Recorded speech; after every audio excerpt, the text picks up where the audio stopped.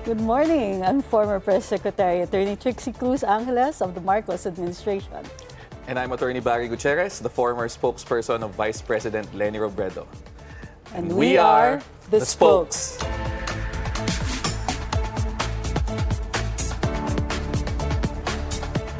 Welcome to the Spokes, Attorney Barry, for the audience. First day po ni Attorney Barry ngayon. Be nice. Thank you. I'm glad to be here kahit na may konting kaba dahil first day eh. Parang law school jitters ba na una kong pumapasok? Parang first day of law school. Parang gano'n. There were some first day of law school. Tapos nakakatakot yun. So, mas magiging mabait ka kasi sa mga professor ko nung hindi naman law kita school. sisigawan, no? Sa, pero, you're teaching in the College of Law right now. Oh, senior lecturer. At alam mo ko, ikaw, you're studying in UP. Yeah. Pero hindi law school. Hindi. Oh, why? Why? Di ba? Ulitin ko yung law school. Not something you want to do on any good lifetime. Point. So, pero how is teaching law school now in this day and age? Ibang-iba.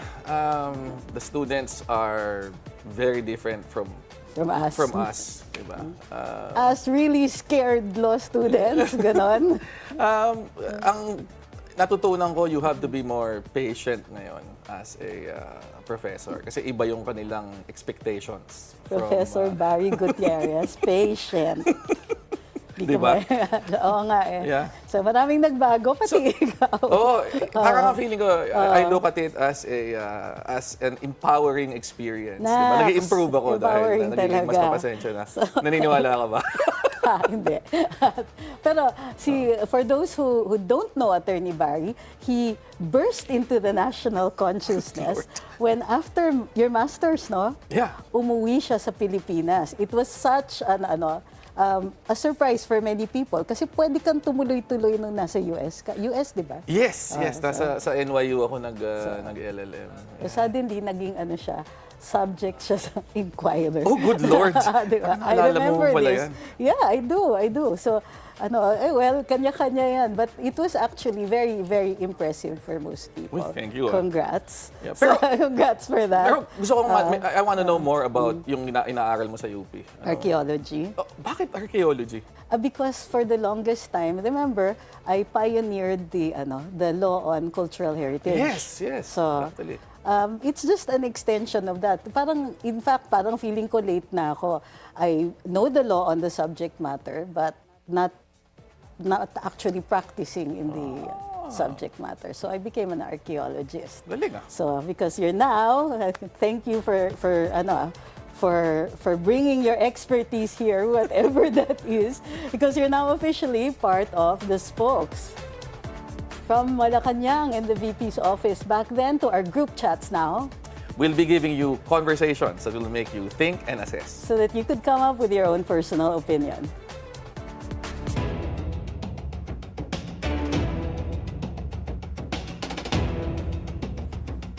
For first noted by the Spokes, impeachment complaint. Tinanggihan. Di ba? Dapat ang news natin ngayon, new impeachment complaints filed by two parties. New impeachment complaints rejected. Well, I don't say rejected, di siya tinanggap. Hindi siya received officially. So, but ako ang opinion ko dyan is walang discretion na i-reject or hindi tanggapin yan. What's your impression? Ako, I just find it strange na ang reason ay hindi physically present yung Secretary General. Kasi the office should be open, di ba? Yun ang aking pagkakaintindi. So, and it's the office na dapat, di ba, dapat ministerial yan, tatanggapin nila. Kahit wala si SecGen, tatatakan nila. Tapos si SecGen na yung mag-forward. I mean, possibly mag-forward kay Speaker in accordance with the rules. Pero nagka-issue pa nga kasi ang sabi, si SecGen ay nasa Taiwan. Okay. So sabi tuloy ni Attorney Topacio, in her official capacity, di ba one China policy tayo?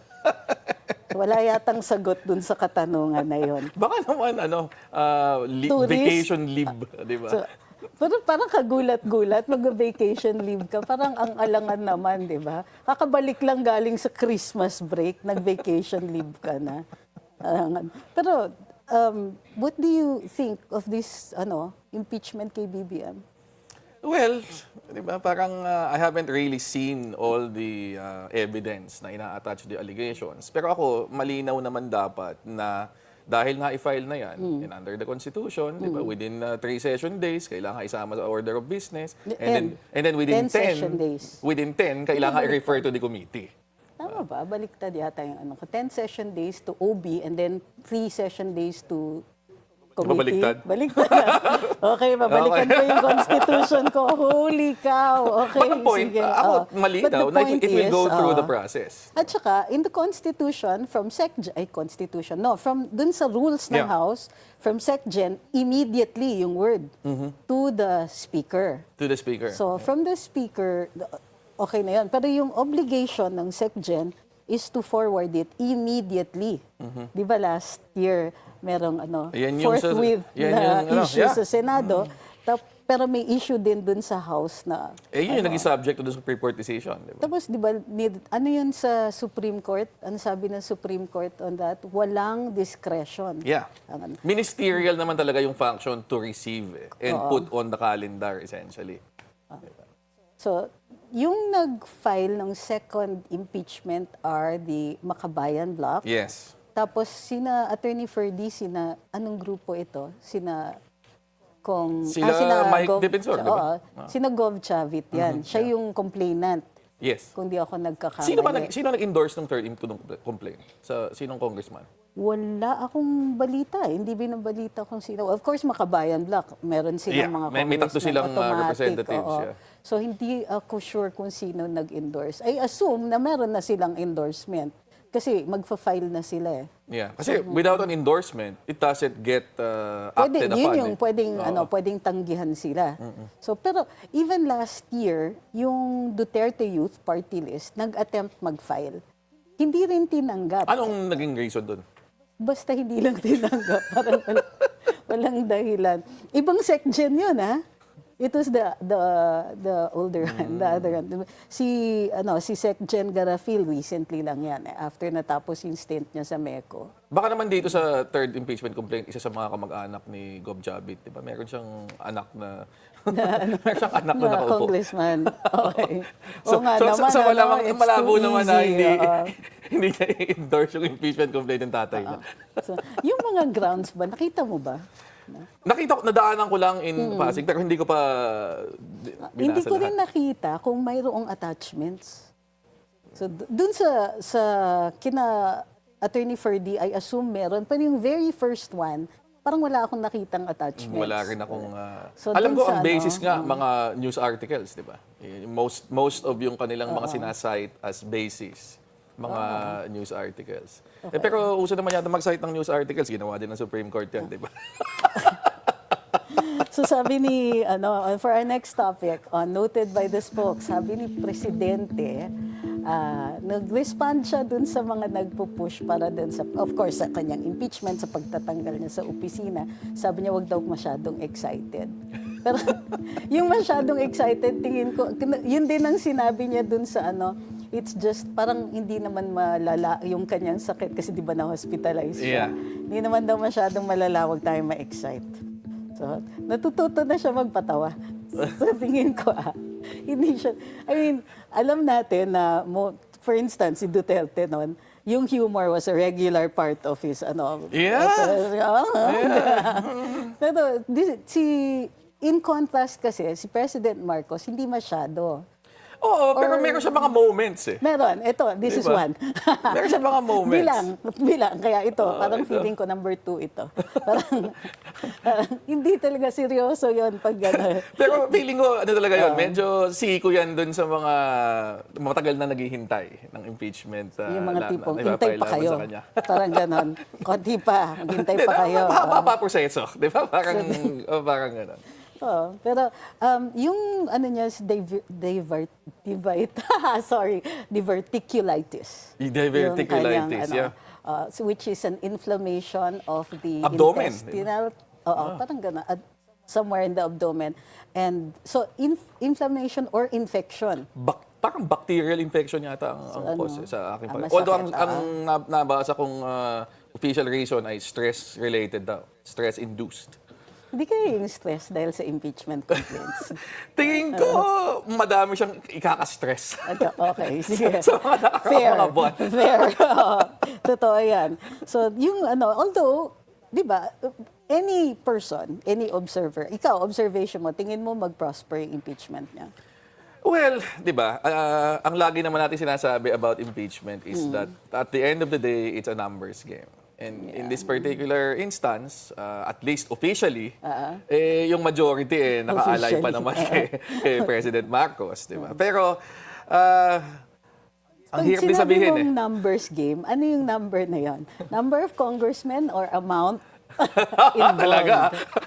Tinatanong ko lang, grabe kayo. Pag sinabing numbers game, number ng mga boto, di ba? Okay. Na kailangan maabot yung threshold. Nililiwanag lang natin kung ano yung number na pinag-uusapan dito.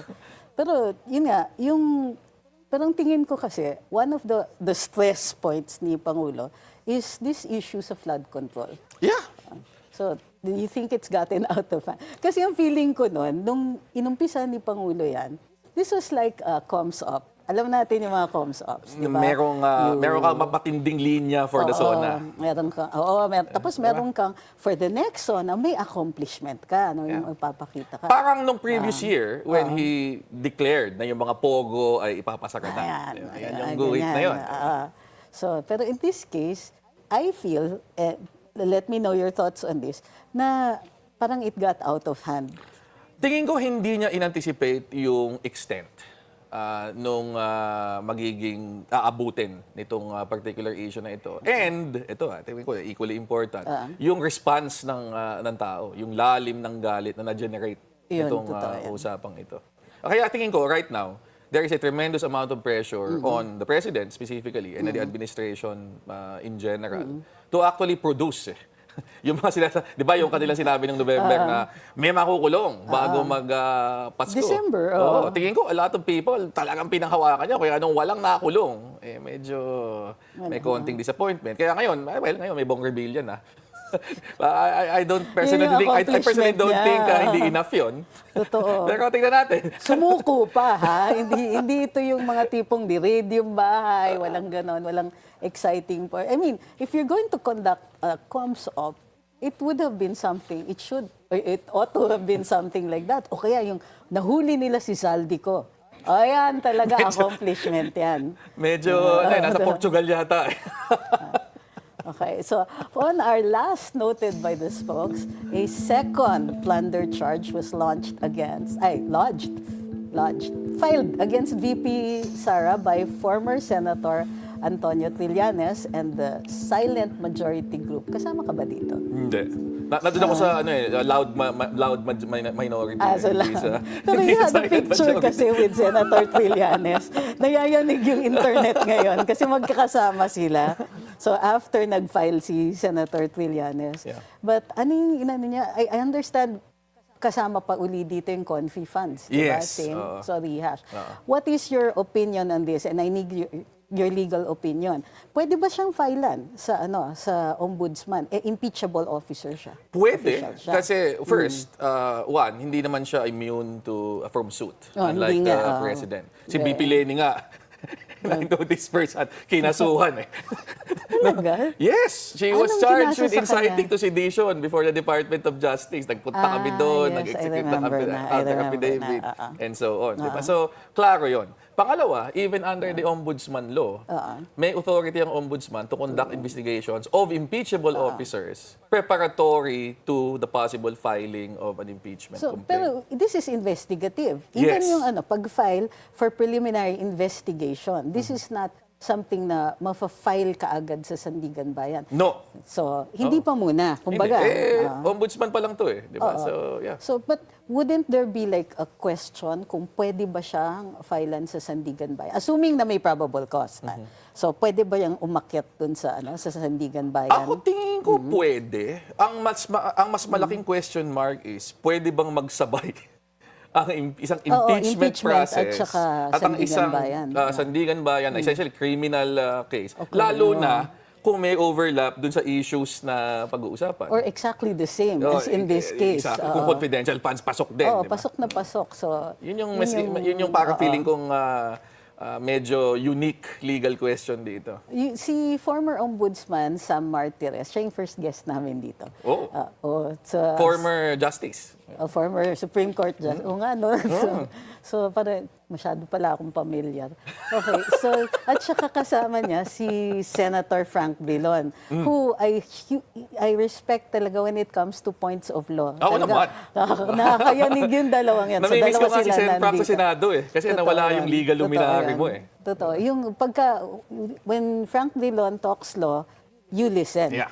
Kasi parating solid yan. Yung opinion nila, and I think it was shared, hindi siya nag-object. Sabi ni Justice Sam, hindi dapat isabay. Dapat talaga paunahin yung impeachment. That way, so pag natanggal, wala nang question. Hindi na magiging issue as to whether or not the criminal case can proceed. But it might become an issue kung yun na nga, sabay siya. Tapos, diba, wala naman dapat overlap kasi parang in the nature of an administrative yung impeachment in the although sense na sui generis siya, in diba? the sense na removal from office ang Yes, consequence. Tsaka perpetual disqualification hanggang dun lang. Mayroon din naman sa admin cases ang perpetual disqualification. So, pero tapos yung sa Sandigan Bayan, yun may kulong. Oo, kasi criminal case. Technically, hindi naman sila opposing. But it does present a unique Tsaka actually, ang problema dito pag sa criminal case, 'di ba, aside from yung principal penalty na kulong, meron niyang mga accessory penalties na perpetual disqualification. So ang tanong, kung impeachable officer ka, tapos na-convict ka, hindi ka pwedeng alisin pa dahil kailangan dumaan pa sa impeachment. So may logic actually na unahin muna yung impeachment. Hold in abeyance yung and then after yung resolution nun, you proceed with yung criminal case. So there's a logic to that. So, see, we all learned today from Professor Barry Guitierrez. These are the headlines noted by the spokes today. We'll be joined by a key ally of former Speaker Martin Romualdez, Tingog Party List Representative Jude Acidre, when the spokes returns after this short break.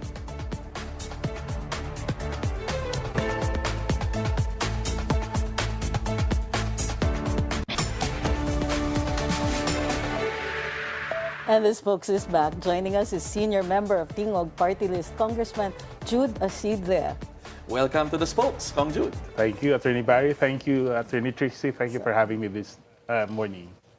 Recently, I'll get right into it para makarami tayo. You recently held the record of 1.38 trillion sa education budget and SUC funding for 2026, for the 2026 budget. Where should the public expect to see the money going? This is going to be the biggest in history, and for the first time, we've transcended the 4% 4% threshold, 4% of GDP. And it really goes into the heart of the issue. It's the learning crisis that we find ourselves in. What is the learning crisis? A few years back, UNICEF, together with their stakeholders, were able to establish that we're undergoing what we're referring to as a learning crisis. It's basically identified yung underperformance. Many of our students... We're talking about higher education. Lower, diba? basic and because magkadugdong yan Ito yung low scores in those evaluation Well, that's tests. already the validation. Yeah. Yung learning proficiency, yung reading comprehension, yung mathematical ability, and validated by our PISA standing na meron talagang kakulangan sa quality ng education sa bansa.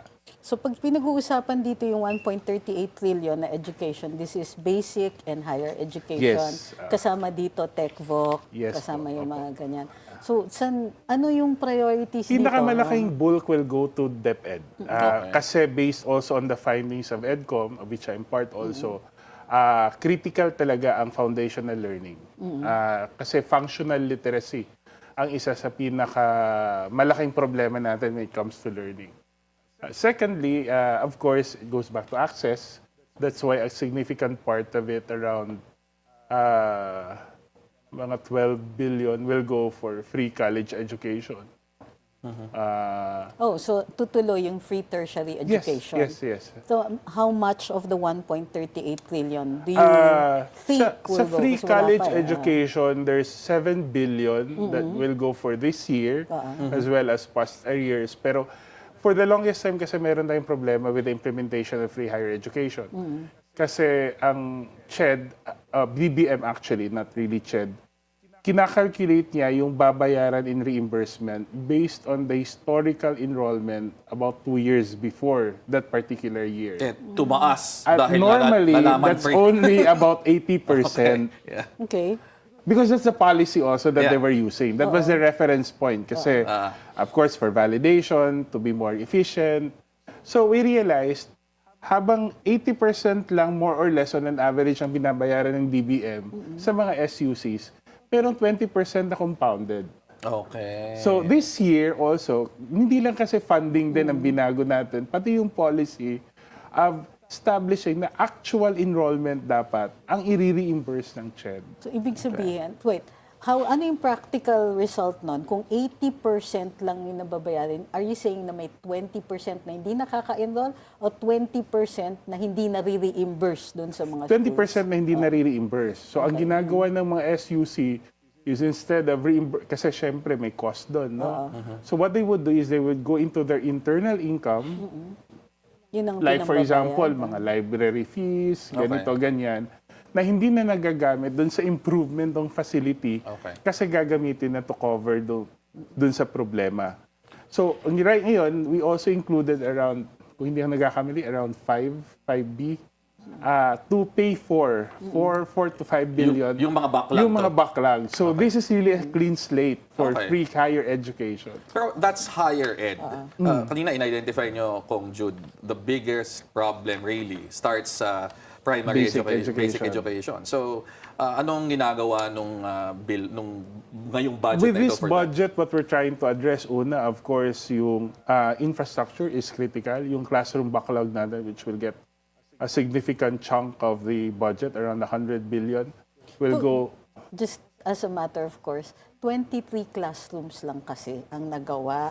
So, would you know kung ano ba yan? Is that something sa Kongreso o DPWH ang may problema dyan? I think Congress has not remissed naman in funding classrooms. Of course, alam naman natin, it's really the purview of the executive agency, yung and we've seen the challenges kasi CHED identifies, DepEd identifies the classrooms, pero hindi naman sila ang gagawa. Correct. Kasi DPWH naman. So, there's a question of absorption capacity and all of this concerns. So, ang ginawa natin ngayon is there's also a colotilla authorizing the Secretary of Education to also expand to include PPP as well as other modalities, touch basing with LGUs in the construction of classrooms so that we can accelerate the construction of classrooms. So hindi na DPWH lang. So ideally, with the budget na nilabas ng Congress for classrooms in particular, anong ini-expect nyong matatayo? Ilan yung matatayo for 2026? I really can't remember the exact figure of classrooms, but we're hoping to, at the very least, address yung current nating backlog. It's 165,000 yata, di ba? Of course, that's more or less, we're more limited rather than the budget. We're more limited with the construction capacity, yung capacity ng ating gobyerno para gawin yun. Affected by the crisis. Actually, Sorry. I understand. Ito problema talaga with all this public works na kailangan gawin, no? And I think naman, we have a very proactive Secretary of Education. Seen na maybe it would help kung involve ang LGUs, may mga certain private organizations that are being tapped. And I'm confident naman with all the lessons we've learned in the past months, no? That hindi lang ang gobyerno, but the stakeholders themselves would be more vigilant na kung anong dapat gawin at sa anong quality ng dapat itayong mga classrooms. So, medyo mahirap yung tanong. Nag-file kayo kasi ng ethics complaint with the Committee on Ethics in the House that could affect Congressman Barzaga's current suspension. So, kayo yung nag-file ng suspension niya, or was it somebody No, I else? wasn't. So, you filed the- another one? No, I didn't. I think a couple of days ago I was asked kung what's the next step for Kiko. Sabi ko for Congressman Barzaga, and I said like it really depends on how he responded. Kasi ang tanong, can it be extended? My school of thought is that Just to be clear, hanggang kailan ba yung 60-day suspension? first week of February. Okay. So baka by then na-serve na niya yung suspension. Okay. And I was asked like paano to after, and I said like depends on if if the committee and the plenary is can see that he has taken steps to rectify whatever behavior na was cited for the ethics complaint before. I'm sure he'll be back, but with all this also, it's best to take a step back and see how anong appreciation ng members with his behavior Outside of the House, he's been actually charged, di ba, in court, criminally. Di ba, Well, that's for another libel. thing. I mean, Libels that's more of a personal case. Yeah. Pero right now, private has there been an additional ethics complaint filed? None against that I him na know pending? of. Not that I know of officially nasa-submit. Balik tayo sa education. What is the voucher system? Parati ko naririnig ito. And I know how it works sa DepEd. Diba? May yung public school children, from what I understand, dito yung dating report ko to dati, na pupunta sila sa private schools, may voucher system, they pay bale through a voucher system. The voucher is provided by the Department of Education para masagot yung kanilang tuition. In higher education, may voucher system din ba? At the moment, wala. But just recently, towards the end of our session before kami nag-Christmas break, we passed a law we passed a bill in the committee amending the Universal Access to Tertiary Quality Education Act, yung free college education. Especially provision on TES, Tertiary Education Subsidy. Kasi part ng free WACTEA, meron tayong tinatawag na TES, which is supposed to cover cost of learning. Like for example, dormitory, allowances, things like that. Kasi tuition is a small part of someone's learning expense, di ba? So, when you talk about universal access, you have to cover also. We'll try to address also pati the other costs, di ba? Transpo, Yes, pagkain. food. So, ang problema, there's sa college with free higher education, in an SUC, libre yung tuition. Yeah. So, yung nakukuha mo yung buo, yung TS mo, para talaga dun sa related activities, di ba? Pero pag private school ka, you will have to pay the tuition. Yeah, right. So, ano nangyayari sa mga estudyante, especially those who can't, middle class or even from low-income families, ang ginagawa nila, doon nila kukunin sa TES nila, yung pambayad nila sa tuition. So, nakukulangan. And this is critical because half of our students actually are studying in private schools. And At the tertiary level. at the tertiary level. And there are certain areas like kung walang SUC, walang LUC, or also because there's free higher education, means that, of course, the absorptive capacity of our SUCs are rather, more defined right now. So ang naisip namin, baka kailangan din bigyan natin ng separate voucher system for higher education. But this time, iba ang context kasi pag basic education, it comes from a rights-based approach, di ba? Yung parang karapatan ng bawat bata mag-aral. So that's why we provide for cost of learning. Pero sa higher education, andun pa rin naman yung component ng karapatan. But we also have to be strategic because this is now being positioned as a human development investment. Ano So, yung needs we ng look at bayan? what courses, that's going to be critical, di ba? Ano yung priority courses, ano yung employability. We don't want naman na pinapag-graduate natin pero more than what the market requires because we will also contribute lang to underemployment or unemployment. So those are critical components of how we position a voucher system in higher education. So, ito yung sinasabi ninyo na para siyang reform, basically, natin. Actually, Dinadagdagan natin yung... Para siyang bago talaga. The concept of voucher system for higher education is rather a new concept. matagal na to sa basic ed, especially sa high school. Kasi nga, that's basically the state covering the cost of learning. And we want to considering, pag sinabing universal, hindi naman pipiliin na SUC lang or private. So, Anong status nito, Kong Jude? Sabi nyo kasi kanina, napasa nyo sa committee, sa House. napasa namin sa committee, it's due for approval sa Appropriations Committee.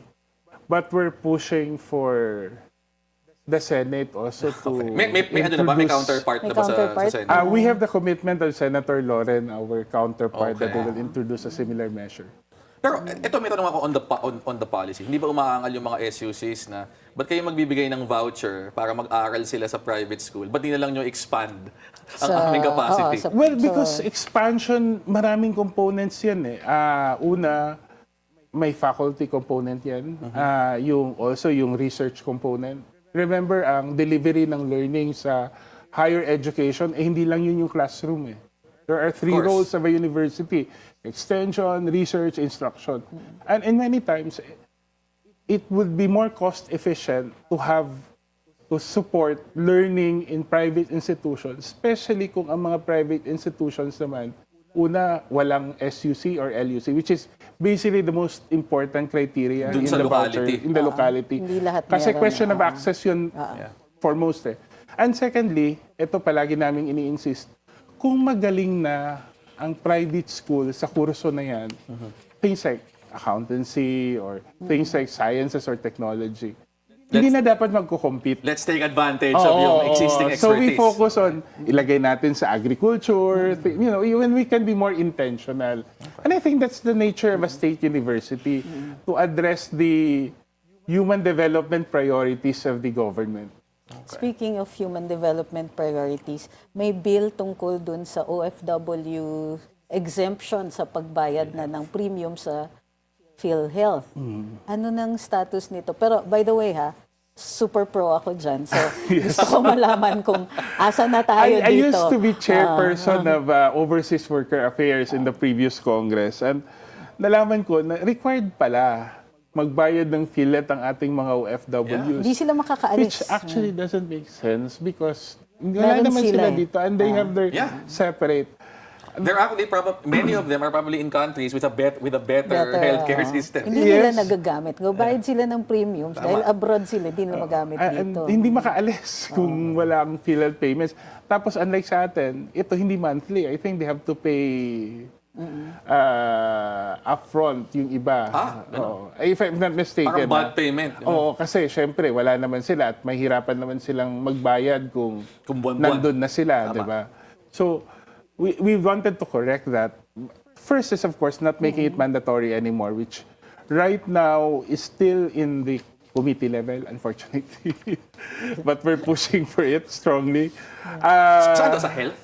Hindi, sa OFW. Hindi ba ito na-discuss nung 19th Congress? Bago po ito.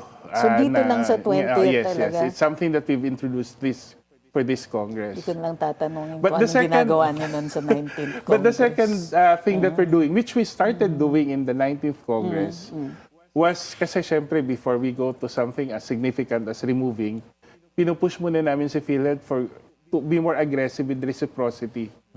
Like for example, we're working on a reciprocity agreement with Cong, for example. Bale, babayad sila dito or doon, but however, kung nandun na sila, doon na sila magbabayad. But walang gap sa payment. So, yun sana yung ideal, to make it more portable. But of course, we're also looking at this option kung hindi talaga gana with reciprocity, is really to make it optional for our OFWs. You were quoted as calling the first impeachment complaint against PBBM as shapeless. Well, that was before anything was filed, di ba? Hindi ba? Akala ko yun dun sa first. No, that was before. Wala That pa. was Wala pa nga, Saturday. no? I think the first impeachment was filed on a Monday. We made that statement Saturday before that. So shapeless kasi wala pa. Kasi wala pa. Pero alam ninyo na may magfa-file? Ako personally, I didn't have direct knowledge So what I was saying, it would be difficult for any member of Congress to speculate on what form will it take or what the basis will be. What are your thoughts on the second and third impeachment complaints? Well, supposedly, no, it has not been received. You haven't So seen wala yung pang thoughts So I haven't na seen it. does not exist. Hindi, pero yung sa first. Kasi when you made that statement, wala pa yung first. I also actually haven't read the first Okay.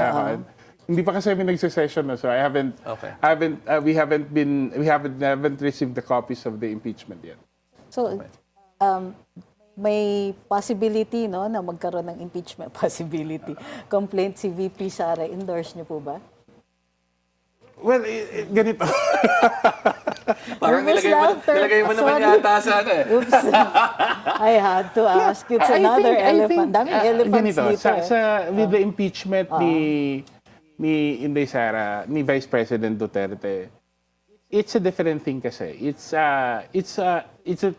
For us, it's the logical and principled consequence of all the hearings that we did in the previous administration. I mean, in the previous Congress. So, for as long as those questions remain unanswered, syempre, attorney, we will have to stand by the findings of the committee during the investigations that we ourselves have. Okay. Ito, tatanungin ko, you're from Tingog, Cong Jude, di ba? So, obviously, meron kayong very close ties kay former Speaker Martin Romualdez. Anong official position nyo on, well, the outstanding allegations against him, particularly in relation to flood control? Well, let us be clear, no? Before you answer this folks will return after this short break.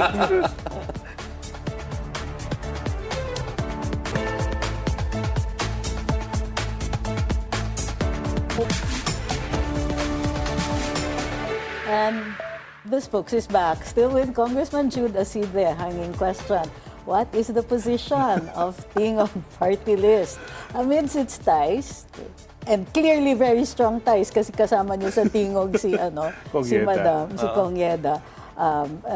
Amidst your ties with former House Speaker Martin Romualdez and the flood control probe. Well, let's separate the two, no? The flood control. Definitely, we're one with everyone saying that accountability should not be taken lightly. No? We should pursue it. However, we should pursue accountability on the basis of evidence. Okay. Diba? And that's something that we strongly, I think it's fair to ensure that that we ensure the integrity of the process and also that we are founded upon clear evidence. Yun yung importante. And when it comes to the former speaker, wala namang ebidensya pointing his culpability in the whole matter. Diba? But in fact, we could see, and syempre with our close ties, we've seen him, una, humarap sa ICI, na walang maraming drama. May abogado ba siya nung humarap siya? Meron. Then he submitted voluntarily on his own a 100-plus page affidavit detailing his... 100 pages? Ito yung response niya to... Hindi siya response. Because so he was never asked... Parang testimony siya, basically. He presented his own affidavit made under... a sworn affidavit for that matter. And then, with all that's happening, we have yet to even pinakalas na hearing sa Senator Lacson himself, di ba? And take note, he never left the country. He made himself available always, di ba? For any investigation. And that's something that we'd want the people to also take into consideration. Kasi, syempre, alam naman natin ang nangyari, all the other actors, di ba? In fact, very telling then that he had to resign as speaker, di ba? Even if we know naman, he still had the numbers at the time when he resigned. Because he placed institution before self. Nag-ano ba? Okay. Andali Nagulat ako dun sa last part na yun. Hindi, kasi ang sabi ninyo earlier on, wala namang ebidensya, pero may Senate Minority Report. Alam mo naman, sina Senator Amy, pumirma yung mga yan. Yan ang sinasabi ko na any search for accountability must be founded in fairness and truth, di ba? Sa kanila, meron kasi silang witness. But Dalawa. Sinong witness? Si Si Gutesa. Joy. Hindi, yung Joy at saka, dalawa yan eh. But even yung with Yung Joy, tenants. even dun with sa Joy Forbes, and sino yung isa? Yung Yung nakausap tenants. daw nila si Vizcaya. Ito yun? Yes, Because yes. apparently was hearsay evidence, diba? Hearsay testimony and clearly inadmissible to any process. So I think it's not even us na nagsabi nun. It's Hindi the nga. chairperson of the Blue Ribbon Committee himself admitted Si that Senping. it may be a good lead, but then again, it doesn't amount to anything that would render the former speaker culpable of anything. Anong thoughts ninyo kay Saldico? Ano ko ba sasabihin? No, because Saldico was chairperson of the party list coalition. It's quite unfortunate, no? But then again, all of us, ganito na lang, all of us are elected officials, and we have to render accountability for all our actions. And I'm sure the former congressman would be the best. He must face the consequences of his action. Okay. Ito naman, since napag-usapan na rin naman natin how would you respond to yung claims ni Kong Toby Chanco that si Speaker Romualdez daw is complicit and benefits from Saldico's absence? Well, I don't really want to. I normally don't comment on my colleagues, no, as to be fair to them, kasi. And I don't also feel comfortable that there's a member of Congress who's saying all of these things when this could have been addressed in the right procedure, in the right forum. You were a member of Congress. Normally, it's not done, di ba? Yeah. yung lumalabas na kwento na nag-away, sinigawan daw ni BBM si Yun, Speaker di ba? Romualdez. Yun yung kwento ni Kong ganito, Toby. kasi yun ang kwento ni Kong Toby, di ba? Ang tanong ko nga doon, why did he start and end with those narrative? Ano bang sagot ni Presidente sa sinabi niya? Ano bang nangyari before sa usapan na yun? I'm not, and honestly, conversations with the President, I don't think you need to broadcast them in that manner, di ba? It's difficult, okay, kailan ba naging fashionable mag-akusa than to provide facts later? I think that's something to... Di ba, yun naman ang ever since because sa politika. ang problema, May kilala tayong Attorney former Barry, senator na ganyan. kami ha? kasi are elected members of Congress. We do not only have a duty to the people, we also have a duty to the institution. Ako, I would prefer, I cannot make judgments on how other members of Congress look at their duty, but for me, I think when you accuse, you provide the Present facts. the evidence. And it cannot be one after the other. I mean, it cannot be the accusations first before the facts are verified. And to normalize that for a member of Congress would be a very serious... for me, it's going to be hindi siya dapat na non-normalize ng gano'n. Tough question portion. Meron Ay, ito kaming pala ba ganun. yung top? Hindi pa ba? Tough question. You support fully accountability of public officials. Paano kung may ebidensya kay House Speaker? Former House Speaker. Mahirap kasi mag-speculate ng ganong bagay. You remember, culpability will have to be determined by hard evidence. Siyempre, our position will depend on what is the evidence na nandun. Diba? Pero sa tingin ninyo, wala pa yon. Kasi yun nga, like I said, merong minority report.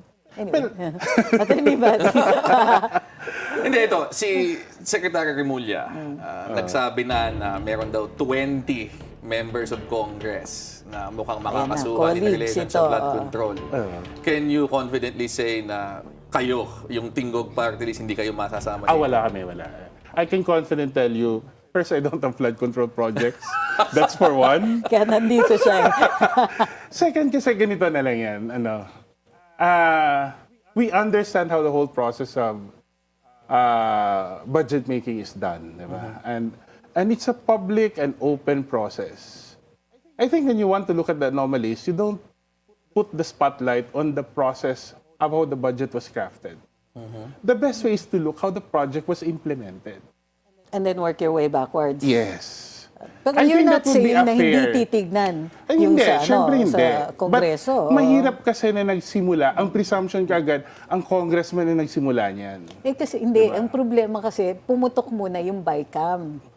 Di ba? Correct, Doon nag-umpisa correct. yun. Yung So, small meeting. natural titignan That's why kayo. context is very important. Di ba? When ang mahirap kasi with all these discussions in the last couple of months, without of course detracting anything from the need for accountability, ang mahirap is hindi natin na-appreciate yung kabuuan ng context. Okay. Like for example, how widespread ba talaga to? 'Di ba? Kasi we started una 8,000. Then may 421. Only find out last week na 14 lang. 'Di ba? So we have to establish also the veracity of our facts.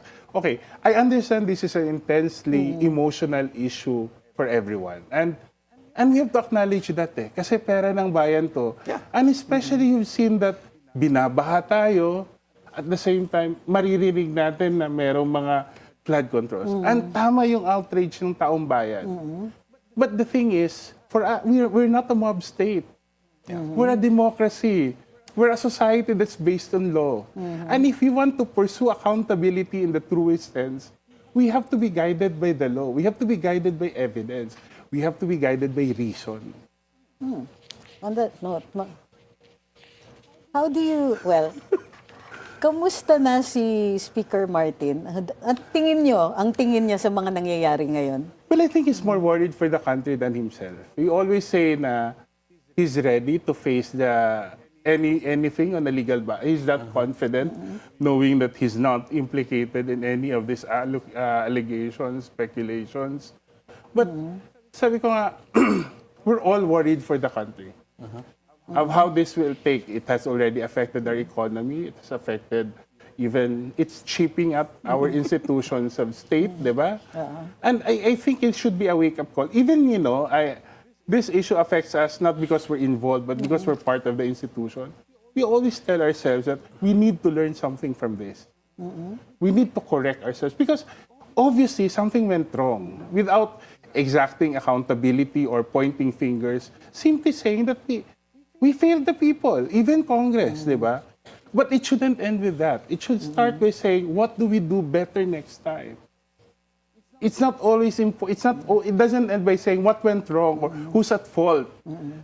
For us, this is a wake-up call to understand. And we've seen how the budget process was done this year. We've introduced significant reforms in that respect. But more so, the implementation, di ba? Now we're talking about in Congress even an outcomes-based approach when it comes to assessing the budget. Kasi dati, ang budget hearing, sasabihin, ilang traktora ang na-distribute, ilang fertilizer ang na-distribute. Pero ngayon, we want to ask how much is that in terms of improvement sa yield natin or quality of life of farmers? Pero hindi ba kayo nakukulangan? Kasi ang konteksto nitong pagsabog ng sa flood control issue ay yung mga things like Nepo babies, yung lifestyles ng ilang mga congressista. That's another thing. Not to mention the lifestyle of the actually former speaker. will actually support a legislation that would prohibit members of Congress and other government officials, for example, from being party to any government contract. And we're actually looking at proposing revisions to the rules of Congress to require members of Congress to observe a more modest lifestyle. Okay. Of course, may mga bagay kasi, Attorney Trixie, Attorney Barry, na may hangganan ng legislation. Yeah. Mabuting pag-uugali, minsan hindi kayang gawin sa legislation yan.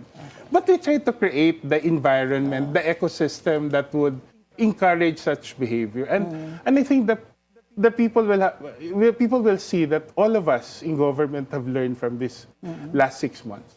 Okay, so ito, Congress is opening resuming session on Monday. Given all these things na kailangang harapin, the spending legislation na importante, the continued issue on flood control, possible 2 impeachments na marang what can we expect from Tingog kayo? Well, what we expect from Tingog is we will do our job.